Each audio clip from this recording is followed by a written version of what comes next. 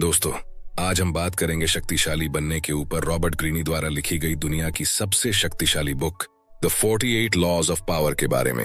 इस बुक में शक्तिशाली बनने के ऐसे 48 नियम बताए गए हैं जिन्हें सुनकर और समझकर आप हैरान रह जाएंगे।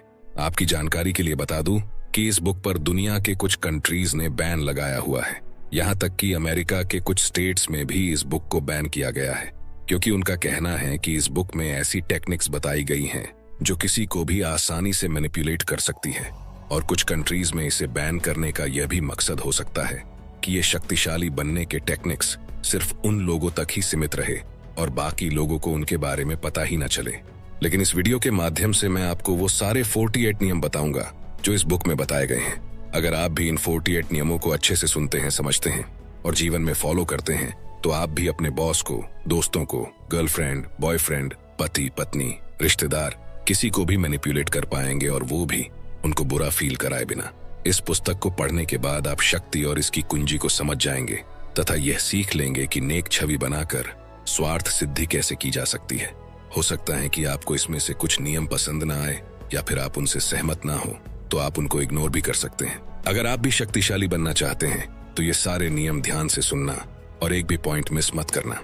अगर आप चैनल पर नए हैं, चैनल को सब्सक्राइब जरूर कर लेना, क्योंकि ऐसे ही बुक समरीज आपको मिलती रहेगी हर संडे सुबह 10 बजे। तो चलिए शुरू करते हैं। नियम 1, मूर्ख बनाने के लिए मूर्ख बनने का नाटक करें, सामने वाले से ज्यादा मूर्ख दिखें। ऐसे मौके होते हैं जब सबसे ज्यादा समझदारी यह दिखाने में होती है कि आप कुछ नहीं जानते हैं। आपको अज्ञानी नहीं होना चाहिए, लेकिन इसका नाटक करने में निपुण होना चाहिए। मरने का नाटक करते समय ओपोसम नाम का जानवर मूर्खता का अभिनय करता है। बहुत से शिकारी जानवर इसे सिर्फ इसी कारण से नहीं खाते हैं। कौन विश्वास कर सकता है कि इतना बदसूरत, बुद्धिहीन, डरपोक और छोटा जानवर इतना बड़ा धोखा दे सकता है? कोई भी यह पसंद नहीं करता कि वह सामने वाले से ज्यादा मूर्ख दिखाई दे। बहरहाल, इस नीति का लाभ यह है कि इससे आपके शिकार खुद को आपसे ज्यादा बुद्धिमान मान लेते हैं। जब उन्हें इस बात का विश्वास हो जाएगा तो वे कभी यह शक नहीं करेंगे कि आप जैसे मूर्ख का कोई छिपा हुआ उद्देश्य भी हो सकता है। चतुराई से लोगों को यह विश्वास दिलाए कि वे आपसे ज्यादा बुद्धिमान हैं या आप उनसे थोड़े मंदबुद्धि हैं। इस तरह से आप उन्हें जंजीर से बांध देते हैं। आपके द्वारा जगाई गई बौद्धिक श्रेष्ठता की भावना उनकी शंका की मांसपेशियों को शिथिल कर देगी। चीन में एक कहावत लोकप्रिय है, शेर को मारने के लिए सुअर बनने का नाटक करना पड़ता है। यह कहावत पुराने जमाने की शिकारी तरकीब से उत्पन्न हुई है, जिसमें शिकारी सुअर की खाल ओढ़ लेता है और उसकी आवाज की नकल करता है। शक्तिशाली शेर सोचता है कि कोई सुअर उसकी तरफ आ रहा है, इसलिए वह उसे करीब आने देता है। शेर इस बात पर खुश होता है कि उसका शिकार खुद चलकर उसके पास आ रहा है, लेकिन अंत में शिकारी ही खुश होता है। नियम 2, कभी बॉस से श्रेष्ठ न दिखें। हर इंसान में असुरक्षा की भावनाएं होती हैं, चाहे वो बॉस ही क्यों ना हो। जब आप लोगों के सामने अपने गुणों का प्रदर्शन करते हैं तो उनमें द्वेष, ईर्ष्या और असुरक्षा की भावनाएं जाग जाती हैं। यह स्वाभाविक है और इसका कोई इलाज नहीं है। बॉस से श्रेष्ठ दिखना या उससे ज्यादा प्रभावशाली दिखना शक्ति हासिल करने की राह में सबसे बड़ी गलती होती है। ऊंचे पद पर बैठे लोग राजाओं और रानियों की तरह होते हैं। वे अपने पद पर सुरक्षित महसूस करना चाहते हैं। बुद्धि, वाक्चातुर्य और आकर्षण के मामले में वे अपने आसपास के लोगों से श्रेष्ठ दिखना चाहते हैं। सबसे पहले तो आपको अपने मालिक की चापलूसी करना चाहिए और उसे चने के झाड़ पर चढ़ाना चाहिए। अब ये बात आप में से बहुत से लोगों को नहीं जचेगी। आप कहेंगे कि चापलूसी करना तो अच्छी बात नहीं, लेकिन दोस्तों, ये मेरा नहीं बल्कि इस बुक के ऑथर रॉबर्ट ग्रीनी का कहना है। ऑथर कहते हैं कि प्रत्यक्ष या सीधी चापलूसी असरदार होती है, लेकिन इसकी कुछ सीमाएं भी हैं। प्रत्यक्ष चापलूसी बहुत स्पष्ट होती है और साफ दिख जाती है। इसके अलावा यह दूसरे लोगों को भी चुभ जाती है। इसके बजाय अप्रत्यक्ष या छिपाकर की गई चापलूसी बहुत शक्तिशाली होती है। इस बात का ध्यान रखें कि आपका बॉस सूर्य है और आपको उसकी चमक रोकने वाला बादल नहीं बनना चाहिए। सबके सामने हमेशा बॉस को सूर्य साबित करते रहें, जिसके चारों तरफ हर व्यक्ति ग्रहों की तरह चक्कर लगाता है। उसे शक्ति और प्रकाश का पुंज बना दें, उसे ध्यान का केंद्र बना दें। आसमान के सितारे हमें यही सबक सिखाते हैं। हो सकता है वे सूर्य जितने ही चमकदार हों, लेकिन सूर्य के चमकते समय वे नजर नहीं आते हैं। नियम 3, मित्रों पर कभी ज्यादा भरोसा न करें और शत्रुओं से काम लेना सीखें। ऑथर रॉबर्ट ग्रीनी का कहना है कि मित्रों से सावधान रहें और मित्रों को अपने सारे राज ना बताएं, क्योंकि आज का जिगरी यार कल जानी दुश्मन भी बन सकता है। अगर दोस्तों को हम अपने सारे राज बताएंगे तो कल जब उनमें से कोई एक दोस्त भी दुश्मन बन गया तो वो हमारी पोल खोल सकता है और बर्बादी का कारण भी बन सकता है। ऑथर कहते हैं कि मित्र बहुत जल्दी से ईर्ष्या करने लगते हैं, इसलिए वे आपको बहुत जल्दी धोखा भी देंगे। इसके बजाय अगर आप किसी पुराने शत्रु को काम पर रखेंगे तो वह मित्र से ज्यादा वफादार होगा, क्योंकि उसे बहुत कुछ साबित करना है। दरअसल आपको शत्रुओं से नहीं बल्कि मित्रों से डरना चाहिए। अगर आपका कोई शत्रु नहीं है तो शत्रु बनाने के तरीके खोजें। अक्सर आप अपने मित्रों को उतनी अच्छी तरह से नहीं जानते हैं जितना आपको लगता है, क्योंकि दोस्त अक्सर बहस टालने के लिए या फिर आपको बुरा ना लगे इसलिए आपकी हाँ में हाँ मिला देते हैं, और आपको कष्ट, पीड़ा या दुख ना पहुंचे इसलिए वे अपने अप्रिय या बुरे गुण छिपा लेते हैं। इसीलिए वास्तव में आपको यह पता ही नहीं होता कि आपके बारे में आपके मित्रों की असली भावनाएं क्या हैं। जब आप अपने किसी दोस्त को नौकरी पर रखने का निर्णय लेते हैं तो शुरुआत में तो वो आपके सामने उसके अच्छे गुण दिखाने लगता है, लेकिन धीरे धीरे उसके वे गुण सामने आते हैं जिन्हें उसने अब तक छिपा रखा था। यही बात आप किसी रिलेशनशिप में भी देख सकते हैं। जब कोई कपल शुरुआत में एक दूसरे को इम्प्रेस करने की कोशिश करता है तो वे अपने अंदर के सारे अच्छे गुण दिखाने लगते हैं, लेकिन जब उनकी शादी हो जाती है तो धीरे धीरे वो गुण भी सामने आने लगते हैं जिन्हें अब तक छिपा कर रखा गया था, और फिर वे एक दूसरे को कहते हैं कि शादी के बाद ये बदल गया है। देखिए, यहाँ पर इंसान नहीं बदला है, इंसान तो आज भी वही है जो पहले था। फर्क सिर्फ इतना सा था कि आपने उसे अच्छे से जाना ही नहीं था। नियम 4, अपने इरादे छिपा कर रखें। जो योग्य सेनापति शत्रु पर अचानक हमला करने का इरादा रखता है वह अपने शत्रु को अपने इरादे की भनक भी नहीं लगने देता है। अपने उद्देश्य और अपनी प्रगति को छिपाएं। अपनी योजनाओं को तब तक प्रकट न करें जब तक कि उनका विरोध करना असंभव न हो जाए, जब तक कि युद्ध पूरा ही न हो जाए। युद्ध की घोषणा करने से पहले ही विजय हासिल कर लें। ऑथर रॉबर्ट ग्रीनी कहते हैं कि आप किस उद्देश्य से काम कर रहे हैं ये जाहिर न होने दें। इससे लोग अंधेरे में रहेंगे और अपनी योजना नहीं बना पाएंगे। अगर उन्हें इस बात का अंदाजा ही नहीं होगा कि आप क्या करना चाहते हैं तो वे अपनी रक्षा की योजना नहीं बना सकते। इस तरह आप उन्हें गलत दिशा में काफी दूर तक ले जा सकते हैं और काफी समय तक गुमराह कर सकते हैं। जब तक उन्हें आपके इरादों का एहसास होगा तब तक बहुत देर हो चुकी होगी। बुद्धिमानी इसमें है कि लोगों से वही कहें जो लोग सुनना चाहते हैं। यह समझदारी नहीं है कि आप उन्हें कड़वी सच्चाई बता दें जो आप महसूस करते हैं। इससे भी महत्वपूर्ण बात यह है कि जब आप अपने इरादों और भावी योजनाओं के बारे में खुलकर बता देते हैं तो आपके बारे में कुछ भी छिपा नहीं रह जाता है। ऐसी स्थिति में लोग न तो आपका सम्मान करेंगे न ही आपसे डरेंगे। और ध्यान देने वाली बात यह है कि जिसका लोग सम्मान नहीं करते हैं या जिससे लोग डरते नहीं हैं उस व्यक्ति के पास शक्ति कभी नहीं आती है।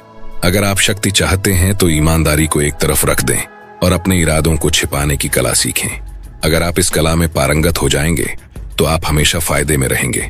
नियम 5, हमेशा जरूरत से कम बोलें। लोगों को शब्दों से प्रभावित करने की कोशिश ना करें। आप जितना ज्यादा बोलेंगे उतने ही ज्यादा साधारण नजर आएंगे और आपका नियंत्रण उतना ही कम होगा। सशक्त लोग कम बोलकर प्रभावित करते हैं और रौबदार दिखते हैं।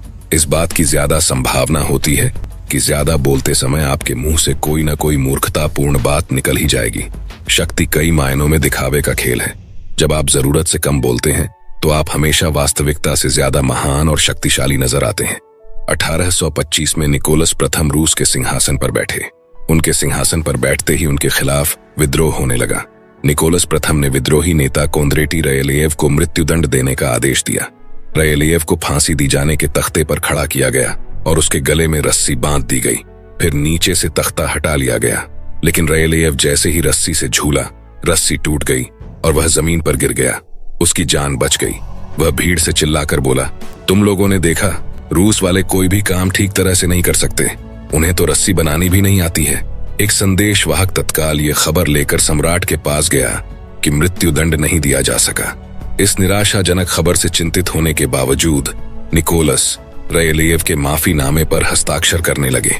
लेकिन तभी उन्होंने संदेश लाने वाले से पूछा, क्या इस घटना के बाद रयलेव ने कुछ कहा था? संदेशवाहक ने जवाब दिया, उसने कहा था कि रूस वाले कोई भी काम ठीक तरह से नहीं कर सकते। रूस वालों को तो रस्सी बनानी भी नहीं आती है। सम्राट ने माफीनामे को फाड़ते हुए कहा, अगर ऐसी बात है तो हम उसकी बात को गलत साबित करके दिखा देंगे। और अगले ही दिन रयलेव को दोबारा फांसी के फंदे पर लटकाया गया और इस बार रस्सी नहीं टूटी।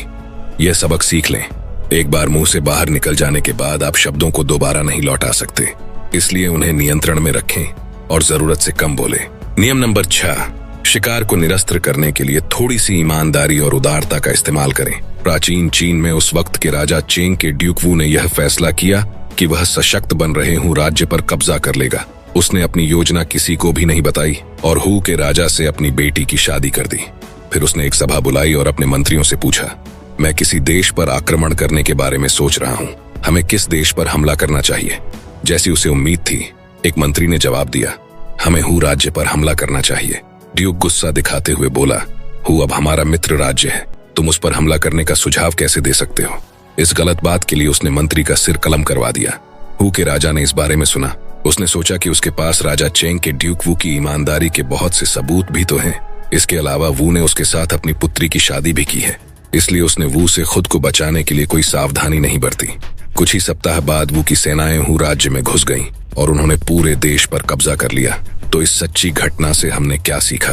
तो जवाब है, ऑथर रॉबर्ट ग्रीनी कहते हैं कि किसी शत्रु को या किसी इंसान को धोखा देने से पहले उसके प्रति इतने ज्यादा ईमानदार बने कि वह आपके द्वारा धोखा देने की बात सपने में भी ना सोच सके, और जब सही समय मिल जाए तो उसका गला काट दे या अपना उल्लू सीधा कर ले। नियम 7, हर कीमत पर सबका ध्यान आकर्षित करें। हर चीज का मूल्यांकन दिखने के आधार पर किया जाता है। जो नजर नहीं आता है उसका कोई मूल्य ही नहीं होता है। इसलिए भीड़ का हिस्सा न बने और गुमनामी में दफन होकर न रहे। सबसे अलग हटकर दिखें। हर कीमत पर लोगों की नजरों में रहें। नीरस और भीरू जनता से ज्यादा महान, ज्यादा दिलचस्प और ज्यादा रहस्यमय दिखकर ऐसा चुंबक बन जाए जो सबका ध्यान अपनी तरफ खींचे। समाज हमेशा ऐसे लोगों को पसंद करता है जो औसत लोगों से बड़े या अलग हों। इसलिए ऐसे गुण विकसित करें जिनके कारण आप दूसरों से अलग दिखें और आपके प्रति लोगों का ध्यान आकर्षित हो। इसीलिए विवाद को गले लगाएं, यहाँ तक कि स्कैंडल को भी। लोग आपको नजरअंदाज करें, इससे तो बेहतर है कि वे आपकी आलोचना करें। कम से कम आप चर्चा में तो रहेंगे। स्वयं को प्रदर्शित करें और सबकी नजरों के सामने रहें। जो दिखता नहीं है, एक तरह से उसका अस्तित्व ही नहीं होता है। जो अभिनेता लाइमलाइट के चमकदार रोशनी में कदम रखता है तो सबकी आंखें उसी पर टिकी रहती हैं। लाइमलाइट के संकरे दायरे में एक बार में सिर्फ एक अभिनेता के खड़े होने की ही जगह होती है। खुद को लाइमलाइट में रखने की पूरी कोशिश करें। अपने कार्यों को बहुत बड़ा, दिलचस्प और विवादास्पद बनाएं ताकि रोशनी हमेशा आप पर ही रहे और बाकी सब अंधेरे में रहे। तो मुद्दे की बात यह है कि हमेशा लोगों का ध्यान आकर्षित करना चाहिए, चाहे उसकी कोई भी कीमत क्यों न चुकानी पड़े। नियम 8, काम दूसरों से करवाएं लेकिन क्रेडिट खुद लें। ताकत की दुनिया जंगल की दुनिया की तरह है। कुछ जानवर खुद शिकार करके जीते हैं, जबकि ज्यादातर जानवर जैसे गीदड़ और गिद्ध दूसरों के शिकार पर जीते हैं। वे जल्दी ही यह बात समझ लेते हैं कि अगर वे इंतजार करेंगे तो उन्हें कोई न कोई ऐसा जानवर मिल जाएगा जो उनके लिए शिकार कर देगा। और लेखक ग्रीनी का कहना है कि हमें भी ऐसा ही करना चाहिए। नादान न बने। इस समय जब आप किसी गधे की तरह काम कर रहे हैं तो आपके ऊपर भी गिद्ध मंडरा रहे हैं और आपकी रचनात्मकता से फायदा उठाने का तरीका सोच रहे हैं।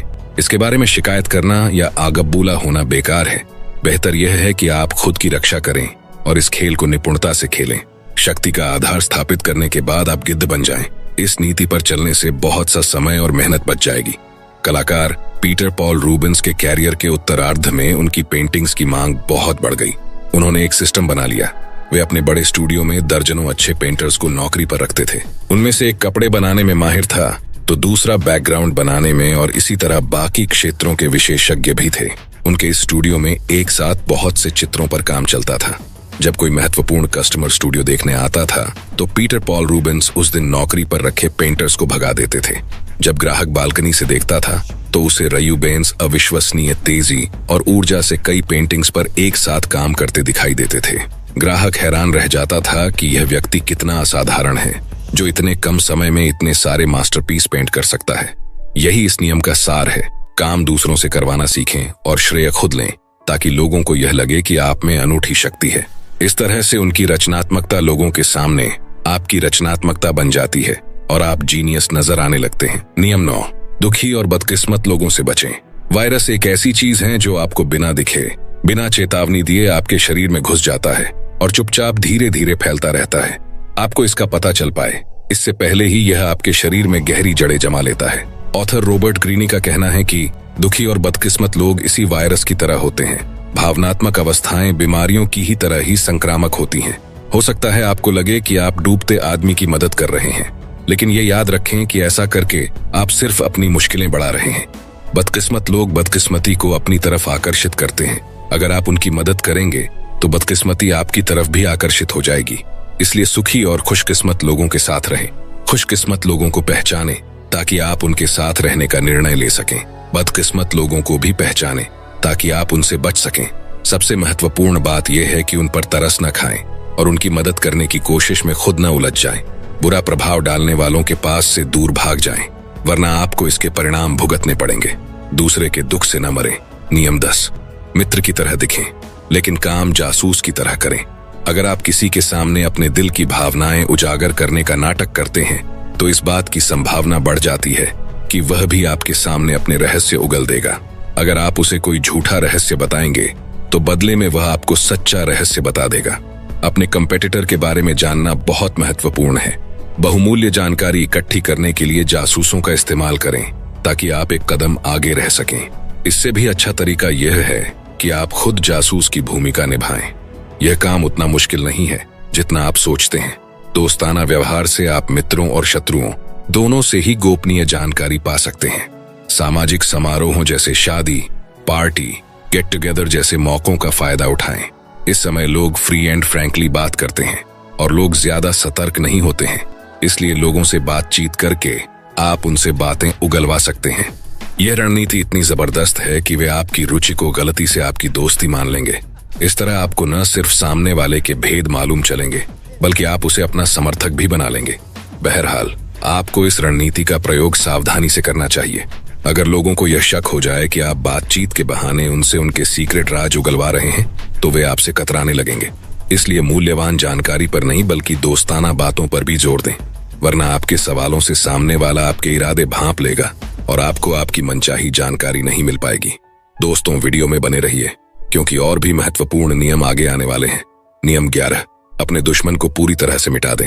अगर आप नाग को अपने पैरों से दबाने के बाद जिंदा छोड़ देंगे तो वह दोबारा फन तान लेगा और आपको दोगुने जहर से काट लेगा। हारा हुआ शत्रु भी अधमरे नाग की तरह होता है जिसे आप दोबारा शक्तिशाली बनने का मौका देते हैं और समय के साथ साथ उसका जहर बढ़ता जाता है। जिस शत्रु से भय हो उसे पूरी तरह से कुचल देना चाहिए।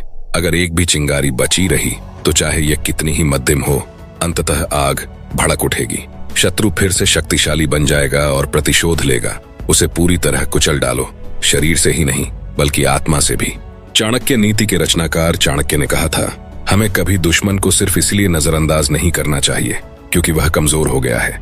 घास के पूले में छूटी आग की चिंगारी की तरह ही वह भी कुछ समय बाद खतरनाक बन सकता है। इसलिए अपने दुश्मन को पूरी तरह से मिटाने में ही समझदारी है। नियम 12, सम्मान पाने के लिए दूरी बनाएं। मैं आपको कुछ सैनिकों के बारे में बताना चाहता हूँ जो समुद्र तट पर तैनात थे। जब पहली बार उन्होंने किसी चीज को समुद्र की लहरों में दूर तैरते देखा तो वे चिल्लाने लगे, जहाज, जहाज, युद्ध का बेड़ा। 5 मिनट बाद उन्हें एक बोट दिखी, फिर एक छोटी नाव और अंत में कुछ लकड़ियां तैरती दिखीं। इस एग्जाम्पल से हम सीख सकते हैं कि दूर रहने पर जो चीज महत्वपूर्ण और ध्यान देने लायक नजर आती है, पास आने पर उसकी वैल्यू कचरे के समान रह जाती है। एक बात याद रखें, सूर्य का महत्व उसकी अनुपस्थिति से ही होता है। बारिश के दिन जितने लंबे होते हैं सूर्य का उतना ही ज्यादा इंतजार रहता है, लेकिन लगातार गर्मी पड़ने पर सूर्य चुभने लगता है। अगर आप खुद को अनुपस्थित रखना सीख लेंगे तो लोगों में आपकी डिमांड बढ़ जाएगी। अगर आप ज्यादा समय तक लोगों के आसपास रहेंगे तो आपने अपने चारों तरफ शक्ति का जो आभा मंडल बनाया है वह गायब हो जाएगा। खेल को पलट दें, खुद को दुर्लभ बनाएं, इससे आपकी उपस्थिति का महत्व बढ़ जाएगा। दूर रहने पर जिस व्यक्ति को शेर माना जाता है, सामने होने पर वही सामान्य और मूर्खतापूर्ण लगता है। ज्यादा परिचित होने पर गुण अपनी चमक खो देते हैं क्योंकि लोग आंतरिक गुणों के बजाय बाहरी चीजों को देखने लगते हैं। उत्कृष्ट जीनियस भी अपनी अनुपस्थिति या रिटायरमेंट का प्रयोग इसलिए करता है ताकि लोग उसका सम्मान कर सकें और उसकी दुर्लभता से आदर उत्पन्न हो सके। नियम 13, ये जाने कि आपके सामने कौन है। गलत व्यक्ति से पंगा ना ले। परेशान करने वाला कौवा एक दिन भेड़ की पीठ पर बैठ गया। बेचारी भेड़ मजबूरन उसे काफी समय तक अपनी पीठ पर ढोती रही और फिर बोली, अगर तुम किसी कुत्ते के साथ इस तरह का व्यवहार करते तो वह तुम्हें अपने तेज दांतों से मजा चखा देता। इस पर कौवे ने जवाब दिया, और उसने जो जवाब दिया उसे जरा ध्यान से सुनना। उसने कहा, मैं कमजोर लोगों को सताता हूँ और शक्तिशाली लोगों की चापलूसी करता हूँ। मैं जानता हूँ कि मैं किसे सता सकता हूँ और मुझे किसकी चापलूसी करनी चाहिए। मुझे आशा है कि इस नीति पर चलने से मैं काफी समय तक जिंदा रहूंगा और अच्छे बुढ़ापे का आनंद लूंगा। ऑथर रॉबर्ट ग्रीनी कहते हैं कि हमें भी ऐसा ही करना चाहिए। और एक महत्वपूर्ण बात, ये जान लें कि चाहे व्यक्ति कितना ही महत्वहीन या छोटा हो, वह कभी न कभी आपके काम आ सकता है। लेकिन अगर आपने उसका कभी अपमान किया है तो वह आपके काम नहीं आएगा। गलतियों को अक्सर माफ कर दिया जाता है, लेकिन अपमान को कभी माफ नहीं किया जाता। इंसान का ईगो इसे हमेशा याद रखता है। नियम 14, किसी के पिट्ठू न बने। खुद के अलावा किसी भी व्यक्ति के पाले में न जाएं, क्योंकि शक्ति काफी हद तक दिखावे पर निर्भर करती है। इसलिए आपको ऐसी तरकीबें सीखना चाहिए जिनसे आपकी प्रतिष्ठा बढ़े। किसी व्यक्ति या समूह का पिट्ठू न बनना एक ऐसी ही तरकीब है। जब आप पिट्ठू नहीं बनते हैं तो इससे सामने वाले को गुस्सा नहीं आता है, बल्कि उसके मन में आपके प्रति सम्मान उत्पन्न होता है। आप तत्काल शक्तिशाली बन जाते हैं, क्योंकि आप उस समूह या व्यक्ति के प्रलोभन या बंधन से दूर रहते हैं जो ज्यादातर लोग नहीं कर पाते हैं। जिस पल आप पिट्ठू बन जाते हैं या समर्पित हो जाते हैं, ये जादू खत्म हो जाता है। आप भी बाकी सबकी तरह सामान्य बन जाते हैं। लोग आपको पिट्ठू बनवाने के लिए सभी तरह के उचित अनुचित उपाय आजमाएंगे। वे आपको तोहफे देंगे, आप पर एहसानों की बौछार करेंगे, सिर्फ इसलिए ताकि आप उनके एहसानों के बोझ तले दब जाएं। उनकी रुचि को प्रेरित करें, लेकिन किसी भी कीमत पर पिट्ठू न बने। लेकिन इस बात को याद रखें कि आपका लक्ष्य लोगों को दूर रखना नहीं है या ऐसा दिखना नहीं है कि आप किसी के हो ही नहीं सकते। महारानी एलिजाबेथ प्रथम की तरह आपको भी लगातार हवा देते रहना चाहिए, रुचि जगाते रहना चाहिए और लोगों को प्रलोभन देते रहना चाहिए, ताकि वे आपको अपना बनाने की कोशिशें करते रहें। फिर आपको उनके ध्यान को कभी कभार मोड़ना भी चाहिए, लेकिन बहुत ज्यादा दूर नहीं। नियम 15, प्रतिष्ठा पर बहुत कुछ निर्भर करता है। हर कीमत पर इसकी रक्षा करें। प्रतिष्ठा शक्ति की नींव है। सिर्फ प्रतिष्ठा के माध्यम से ही आप दबदबा कायम कर सकते हैं और विजय पा सकते हैं। एक बार भी फिसल जाने पर आप असुरक्षित हो जाएंगे और आप पर सभी दिशाओं से हमला होने लगेगा। ऐसी प्रतिष्ठा बनाएं कि उस पर कोई हमला न कर सके। हमेशा संभावित हमलों के बारे में सचेत रहें और उनके होने से पहले ही उन्हें खत्म कर दें।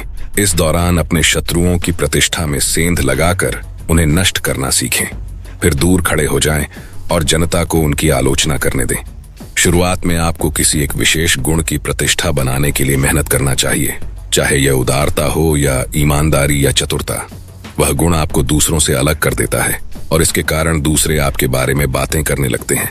इसके बाद आप अपनी प्रतिष्ठा का प्रचार ज्यादा से ज्यादा लोगों में करें। हालांकि यह काम बहुत समझदारी से करना चाहिए। धीरे धीरे प्रतिष्ठा बनाएं और इसकी नींव मजबूत बनाएं। द्वितीय विश्व युद्ध के दौरान उत्तर अफ्रीकी रेगिस्तान में लड़ते समय जर्मन सेनापति अर्तिन रोमल ने चालाकी और धोखेबाजी की प्रतिष्ठा बना ली थी, जिससे उनसे लड़ने वाली हर सेना दहशत में आ जाती थी। हालांकि उनकी सेना मुट्ठी भर बची थी और ब्रिटिश टैंकों की संख्या उनसे 5 गुना ज्यादा थी, लेकिन रोमल के आने की खबर सुनते ही पूरे के पूरे शहर खाली हो जाते थे। अपनी प्रतिष्ठा को किसी एक विशेष गुण पर आधारित करें। यह इकलौता गुण विजिटिंग कार्ड की तरह आपका परिचय देता है और लोगों पर दबाव बनाता है। नियम 16, दूसरों को अपने पास बुलाएं। जरूरत पड़ने पर दाना भी डालें। भालुओं का शिकारी अपने शिकार के पीछे दौड़ नहीं लगाता है। अगर भालू को यह पता चल जाए कि उसका पीछा किया जा रहा है तो उसे पकड़ना लगभग असंभव होता है। और मान लीजिए अगर किसी ने उसे पकड़ भी लिया तो वह हिंसक हो जाएगा। इसलिए शिकारी भालू का पीछा नहीं करता है। इसके बजाय वह फंदे में शहद लगा देता है। वह भालू का पीछा करके खुद को थकाता नहीं है। वह भालू के पीछे भागकर अपनी जान जोखिम में नहीं डालता है। वह तो बस फंदा तैयार कर देता है और फिर इंतजार करता है। 19वीं सदी के मशहूर निवेशक डेनियल डू शेयर बाजार के मंजे हुए खिलाड़ी थे। जब वे यह चाहते थे कि बाकी लोग किसी खास कंपनी के शेयर को खरीदें या बेचें और उसके भाव को ऊपर या नीचे धकेलें, तो वे कभी सीधी नीति का इस्तेमाल नहीं करते थे। वे चालाकी से काम लेते थे। उनकी एक चाल यह थी कि वे वॉल स्ट्रीट के रास्ते में पड़ने वाले एक क्लब में जाकर कहते थे कि उन्हें जल्दी ही स्टॉक एक्सचेंज पहुंचना है। फिर वे अपना पसीना पोंछने के लिए लाल रूमाल निकालते थे। इस रूमाल से एक कागज गिरता था, लेकिन वे उसके गिरने पर ध्यान नहीं देते थे। क्लब के सदस्य हमेशा डेनियल के कदमों को भांपने की कोशिश करते थे, इसलिए उनके जाने के बाद वे लपक कर उस कागज को उठा लेते थे। उस कागज में किसी कंपनी के शेयर के बारे में गोपनीय जानकारी लिखी रहती थी। बात फैल जाती थी और सदस्य उस जानकारी के आधार पर धड़ाधड़ वह शेयर खरीदने बेचने लगते थे और इस तरह डेनियल के हाथों का खिलौना बन जाते थे। हर चीज इस बात पर निर्भर करती है कि आप जो दाना डाल रहे हैं वह कितना मीठा है। अगर आपका जाल आकर्षक है तो आपके दुश्मनों की इच्छाओं और भावनाओं की उलझन उन्हें सच्चाई नहीं देखने देगी। उनका लोभ जितना बढ़ेगा उन्हें उतना ही घुमाया जा सकता है। नियम 17, बहस से नहीं, अपने कामों से जीतें। बहस करके अपनी बात मनवाने या जीतने की कोशिश करने में दिक्कत यह होती है कि आप यकीन से कभी भी यह नहीं कह सकते हैं कि सामने वाले पर इसका क्या प्रभाव पड़ा है। हो सकता है वह आपसे सहमत तो दिख रहा हो, लेकिन अंदर ही अंदर आपसे द्वेष और नफरत कर रहा हो। बहस से मिलने वाली क्षणिक विजय दरअसल खोखली होती है। इससे सामने वाले के विचार नहीं बदलते हैं, इसके बजाय उसके मन में द्वेष और दुर्भावना उत्पन्न होती है जो काफी समय तक कायम रहती है। 1688 में रेन ने वेस्टमिंस्टर शहर के लिए एक शानदार टाउन हॉल डिजाइन किया, लेकिन मेयर उससे संतुष्ट नहीं था। उसने रेन से कहा कि दूसरी मंजिल सुरक्षित नहीं है और यह पहली मंजिल पर बने उसके ऑफिस पर कभी भी गिर सकती है। उसने रेन से कहा कि वह अतिरिक्त सहारे के लिए पत्थर के 2 खंभे और लगा दे। रेन बहुत ही कुशल इंजीनियर थे। वे अच्छी तरह जानते थे कि खंभे लगाने का कोई मतलब नहीं है और मेयर का डर निराधार था, लेकिन उन्होंने खंभे लगा दिए। मेयर बहुत खुश हो गया। कुछ साल बाद जब कुछ मजदूर साफ सफाई करने के लिए ऊंची नसेनी पर चढ़े, तब जाकर पता चला कि खंभे छत को सहारा नहीं दे रहे थे, बल्कि उससे थोड़ी दूर पर ही खत्म हो गए थे। खंभे सिर्फ दिखने के लिए लगाए गए थे, लेकिन इससे दोनों ही लोगों को वह मिल गया जो वे चाहते थे। मेयर को तसल्ली हो गई और रेन जानते थे कि भावी पीढ़ियां समझ लेंगी कि उनकी मूल डिजाइन सही थी और खंभों की जरूरत नहीं थी। सामने दिखाई देने वाले सबूत के साथ कोई भी बहस नहीं कर सकता। जैसा बाल्तेसर ग्रेशियन कहते हैं, सत्य आम तौर पर सुनाई नहीं, दिखाई देता है। इसलिए बहस से नहीं, बल्कि अपने कामों से लोगों का दिल जीतें। नियम 18, लोगों को अपने पर निर्भर बनाना सीखें। जो अपनी प्यास बुझा लेता है वह तत्काल कुएं की तरफ पीठ कर लेता है, क्योंकि अब उसे उसकी जरूरत नहीं है। जब निर्भरता खत्म हो जाती है तो शिष्टता और सभ्यता भी खत्म हो जाती है, और उसके बाद सम्मान भी। लोगों को अपने पर निर्भर बनाएं, डिपेंडेंट बनाएं। अनुभव से आपको पहला सबक यह सीखना चाहिए कि आशा को जीवित तो रखें, लेकिन पूरी तरह संतुष्ट न करें। अपनी स्वतंत्रता बनाए रखने के लिए आपको ऐसा इंसान बनना चाहिए कि लोगों को हमेशा आपकी जरूरत पड़े और वे आपको चाहें। कुछ ऐसा करें ताकि दूसरे अपनी सुख समृद्धि के लिए आप पर निर्भर बन जाएं। लोगों को इतना न सिखाएं कि आपके बिना उनका काम चल जाए। नियम 19, मदद मांगते समय दया या एहसान की नहीं, बल्कि स्वार्थ की दुहाई दें। जब 12वीं सदी में मंगोलों ने चीन पर आक्रमण किया तो 2000 साल पुरानी चीनी संस्कृति और सभ्यता खतरे में पड़ गई। मंगोलों के सेनापति चंगेज खान की नजर में चीन सिर्फ एक ऐसा देश था जहां उसके घोड़ों के लिए पर्याप्त चारा नहीं था।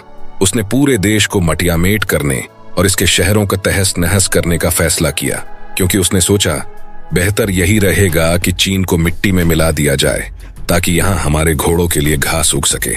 चीनी सभ्यता को नष्ट होने से जिसने बचाया वह कोई सैनिक, सेनापति या राजा नहीं था, बल्कि त्साई नाम का सामान्य आदमी था। एक विदेशी था, लेकिन वह चीनी संस्कृति से प्रभावित था। वह चंगेज खान का विश्वास पात्र सलाहकार बनने में कामयाब हो गया और उसने उसे यकीन दिला दिया कि अगर चीन को नष्ट करने के बजाय वह वहां के नागरिकों पर टैक्स लगा देगा तो इससे उसे ज्यादा फायदा होगा। चंगेज खान को इसमें ज्यादा समझदारी दिखी और उसने त्साई की सलाह मान ली। अगर आपको किसी साथी की मदद चाहिए तो उसे यह याद न दिलाएं कि आपने पहले उसकी कितनी मदद की है या उसके लिए कितने अच्छे काम किए हैं। अगर आप ऐसा करेंगे तो वह आपको नजरअंदाज करने का कोई न कोई कारण ढूंढ ही लेगा। इसके बजाय अपने आग्रह में किसी ऐसी चीज की तरफ इशारा कर दें जिससे उसे लाभ होगा। इस लाभ को बढ़ा चढ़ाकर जोर शोर से बताएं। जब उसे यह लगेगा कि आपकी मदद करने के कारण उसका भला हो सकता है तो वह पूरे उत्साह से आपकी मदद करेगा। नियम 20, दूसरों को दुविधा में रखें। अनिश्चय का माहौल बनाएं। अकस्मात, अचानक होने वाली या अनसोची चीज सबसे डरावनी होती है। इसीलिए हम भूकंपों और तूफानों से डरते हैं। हमें यह पता नहीं होता है कि वे कब आएंगे। जब एक भूकंप आ जाता है तो दहशत में रहते हैं कि कहीं अगला भूकंप न आ जाए।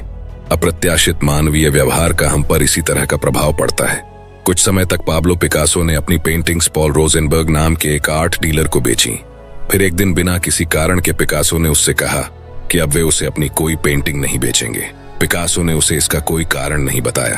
पिकासो ने मन ही मन सोचा, रोजेनबर्ग अगले 48 घंटों तक यह अनुमान लगाने की कोशिश करेगा कि ऐसा क्यों हुआ।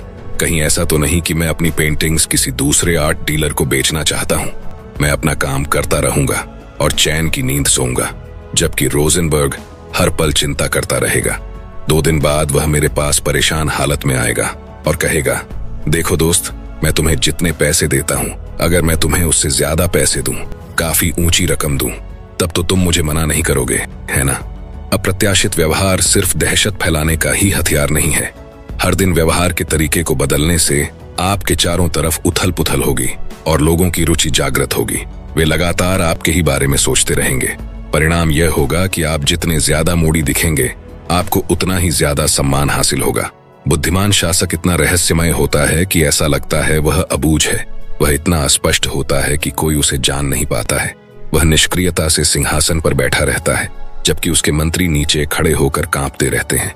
नियम 21, अपनी सुरक्षा के लिए किले न बनाएं। एकाकीपन खतरनाक है। दुनिया खतरनाक है और दुश्मन हर जगह हैं। हर एक को अपनी रक्षा करनी पड़ती है। किला सबसे सुरक्षित नजर आता है, लेकिन किले में रहना आपको जितने खतरों से बचाता है, उससे ज्यादा खतरों को उत्पन्न करता है। यह आप तक बहुमूल्य जानकारी नहीं पहुंचने देता। यह आपको सबकी नजरों में लाता है और नतीजा यह होता है कि आप आसानी से लक्ष्य बन जाते हैं। बेहतर होगा कि लोगों से मिलें जुलें, साथी खोजें, सबसे जुड़ें। भीड़ के कारण आप अपने शत्रुओं से सुरक्षित रहेंगे।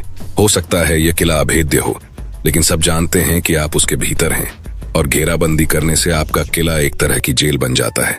अंदर कम जगह होने के कारण किलों में अक्सर प्लेग जैसी महामारियां भी फैल सकती हैं। किला बनाने से सुरक्षा नहीं मिलती है और इससे जितनी समस्याएं सुलझती हैं, उससे ज्यादा समस्याएं उत्पन्न होती हैं। खुद को शक्तिशाली बनाने के लिए आपको चीजों के केंद्र में रहना होगा। हर गतिविधि आपके चारों तरफ घूमनी चाहिए। आपको सड़क पर होने वाली हर चीज की जानकारी होनी चाहिए और हर उसकी भी जो आपके खिलाफ साजिश रच सकता हो। दोस्तों, इस बुक में शक्तिशाली बनने के टोटल 48 नियम हैं, जिनको एक ही वीडियो में कवर करना मुश्किल है। इसलिए इस बुक का सेकंड पार्ट